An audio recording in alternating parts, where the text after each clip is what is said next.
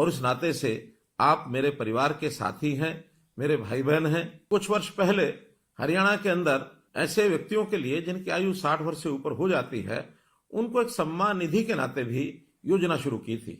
और वो योजना शायद 100 रुपए के आसपास से शुरू हुई थी। 2014 में हम लोगों ने सरकार संभाली तो उस समय ये पेंशन 1000 रुपये मासिक थी। अगला जो 2023 का महीना शुरू होने वाला है, उस समय ये हमारी जो पेंशन है, जो सम्मान निधि है, ये 2750 रुपये हो जाएगी।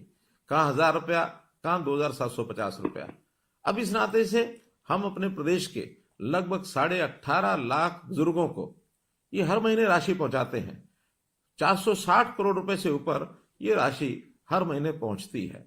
अब दो ही कंडीशन है किसी भी बुजुर्ग की वो पेंशन शुरू हो, या तो व्यक्ति 60 वर्ष का हो गया है, और या फिर जो 60 वर्ष का हुआ है वो दोनों पति पत्नी की आय ये 2 लाख रुपए से कम होनी चाहिए। हमें लगा 2 लाख रुपया ये कम है, तो इस अगले महीने से हमने इस आय को भी बढ़ा करके 2 से 3 लाख रुपया कर दिया है। जिस महीने में 60 वर्ष का व्यक्ति हो जाए, उसको तुरंत अगले महीने से अपने आप पेंशन शुरू हो जाए।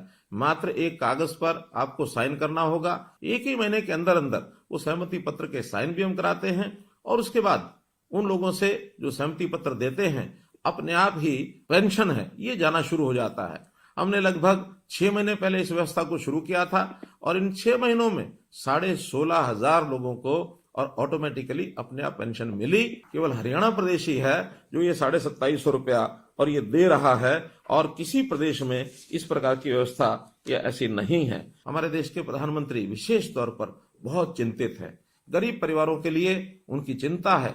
इस नाते से उन्होंने हर गरीब परिवार के लिए 5 लाख रुपए तक का ये जो स्वास्थ्य बीमा है ये लागू कराया है आयुष्मान भारत के नाते। हमने उसमें अपनी एक योजना बनाई, चिरायु योजना, ताकि 1,80,000 रुपए तक की आय के जो परिवार हैं उन सबको इसका लाभ मिले, और इसमें 29 लाख से भी ज्यादा परिवार इसमें कवर हो रहे हैं। इस वर्ष के बजट में हमने इस आय को बढ़ा करके 3 लाख रुपया प्रति परिवार ये आय रख करके, और थोड़े से पैसे लेकर, थोड़े पैसे यानी 125 रुपया महीना अर्थात 1500 रुपया साल, इतना पैसा लेकर के भी उनकी जो स्वास्थ्य बीमा योजना उनको भी इसको ऑफर किया है, ताकि वो इसको ले सके और परिवार के इस खर्च को बचा सके।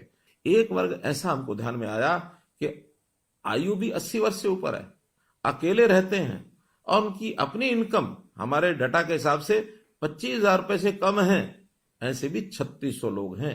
अप्रैल से इन सब लोगों के लिए जो वृद्ध आश्रय स्थल, सेवा आश्रम, वरिष्ठ नागरिक सेवा आश्रम, इन सेवा आश्रमों में उनको हम कहेंगे जाकर के वो वहां रहें। अगर वो सहमत होंगे, उन सबको हम इन सेवा आश्रमों में रखेंगे। कोई गरीब परिवार है, उसकी हर प्रकार की चिंता, राशन कार्ड के नाते से ऑटोमेटिक राशन बनते हैं। अगर किसी परिवार के सिर पर छत नहीं है, प्रधानमंत्री आवास योजना के अंतर्गत उनको मकान मिलता है। कोई व्यक्ति बीमार होता है तो उसको आयुष्मान के नाते या चिरायु योजना के नाते 5 लाख रुपए तक उसकी बीमा की भी चिंता हम करते हैं।